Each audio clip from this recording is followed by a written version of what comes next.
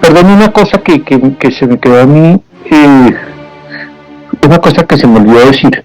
Esta la dije un poco, pero quiero subrayarla.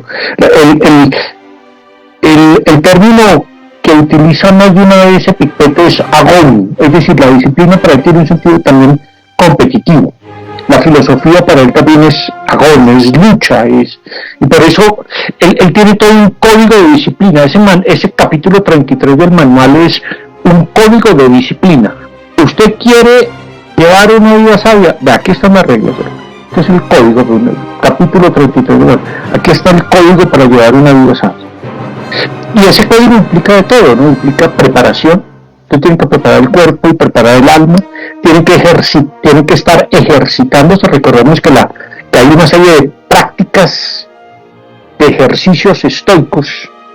Cuando hablé yo de la educación para una vida filosófica, insistí en el último punto de eso. Usted tiene que practicar ciertas cosas. Usted tiene que hacer examen de vida permanente. Usted, no es posible, entonces, por ejemplo, yo un diario. Tiene que desarrollar ciertas prácticas.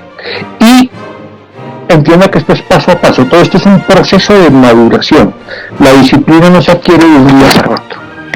Pero hablemos del placer. Yo lo primero que diría es que es muy difícil hablar del placer en un filósofo que no le da al placer un papel preponderante en la vida humana. Él no puede dejar de lado el placer porque entiende que el placer tiene un lugar en la felicidad, pero evidentemente es un lugar absolutamente secundario. Empecemos por lo que dice César. Para Epicteto, el cuerpo y la disciplina están estrictamente relacionados con el placer. El estoico actúa conforme a su naturaleza racional, por ello el placer corporal jamás será su objetivo, puesto que éste lo somete, lo hace esclavo. Entonces, clarísimamente el placer es, está irremisiblemente en la vida humana, pero no es algo que haya que buscar, aunque sea un bien. Yo creo que en la antigüedad nadie negaba que el placer fuera un bien. No lo negaba Aristóteles, no los epicúreos, ni siquiera los estoicos. Pero que sea un bien no quiere decir que sea un objetivo. Que sea algo que puede ser deseado no significa que sea deseable. Y creo que esto es muy interesante porque en buena parte todas las éticas centradas en el placer incurren en esta falacia. Hacen de lo deseado algo deseable.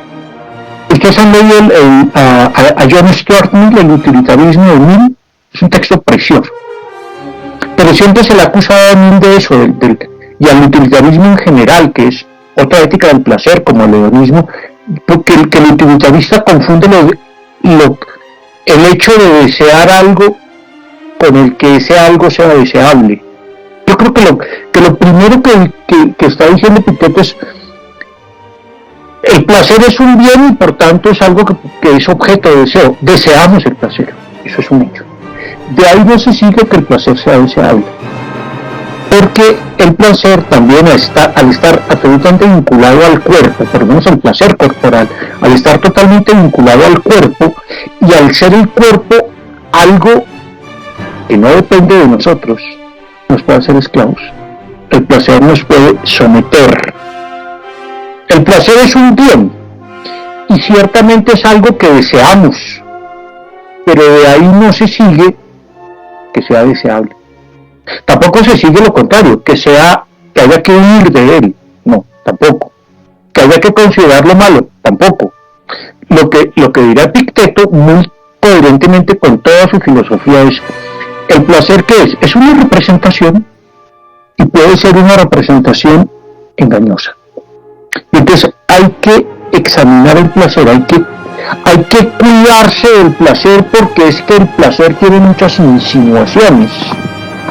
Capítulo 34 del manual. Recordemos nuevamente algo que ya dije antes, y es uno de los grandes referentes de los estoicos también es Heráclito.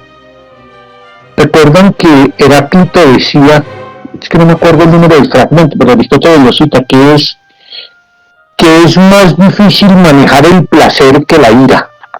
Hay cosas más difíciles de manejar que la ira, entonces era que te decía, hay una cosa más difícil que manejar que la ira, el placer.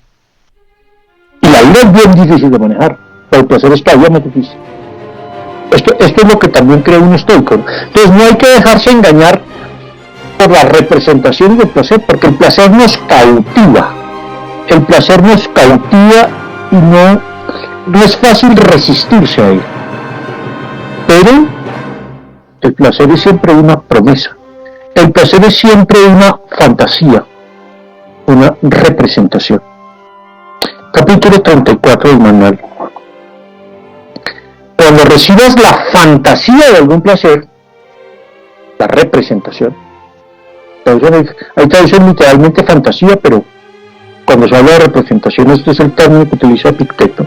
Cuando recibas la fantasía de algún placer, cuando te representes algún placer, exactamente lo mismo que respecto a las otras, guárdate de ser agarrado y cautivado por ella. Ojo, todas las representaciones lo cautivan a uno, pero la que más lo cautiva no es el placer.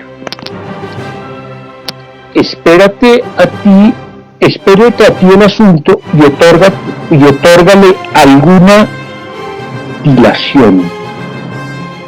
O sea, lo que dices, ante el placer que hace, primero, tenga en cuenta que todos los procesos son fundamentos. Lo primero es, párelo un poquito y deténgalo un ratico ahí.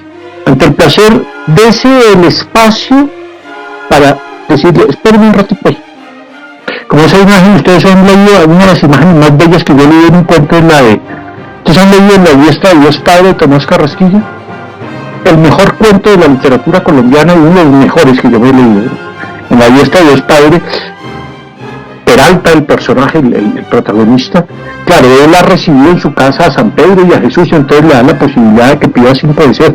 Y uno de los deseos que pide es un poco extraño, y es que él pueda mandar a quien quiera por el tiempo que quiera, al lugar que quiera.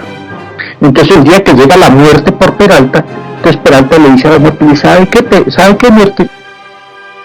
Ahorita estoy muy ocupado, espérame un ratito, porque no sé, móntese a ese árbol y ponga a mirar el pueblo. Entonces la muerte va y se monta en el árbol, se va a mirar el pueblo, y pasan años, y la gente no vuelve a morir, y entonces el cura y todos van y llaman a Peralta y dicen, hermano, pero usted vea lo que hizo con la muerte, bueno, algo así. Entonces lo que se hace es, cuando tenga la representación del placer, otórgate alguna dilación, date un tiempo, date un respiro, espera, cuando veas el placer, toma aire un momento y míralo a distancia. Hazte luego presente los dos momentos.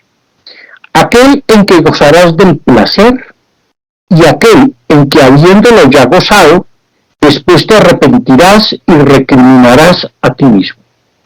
Entonces, representes el gozo y también muchas veces representes el remordimiento. Si se quiere meter su borrachera, vale, piense lo rica que es la borrachera, pero también piense en lo horrible que es el guayabo. Y a estos pensamientos contraponen de que si te abstienes, te alegrarás y tú mismo te alabarás. Pero si se te muestra oportuno emprender la acción, procura que no te vengas a su agrado y no te dejes seducir por el placer. Oponle cuánto mejor es tener conciencia de haber logrado esa victoria. Entonces represénteselo, pero represéntalo completo. Y si se resiste a la seducción del placer, tanto mejor.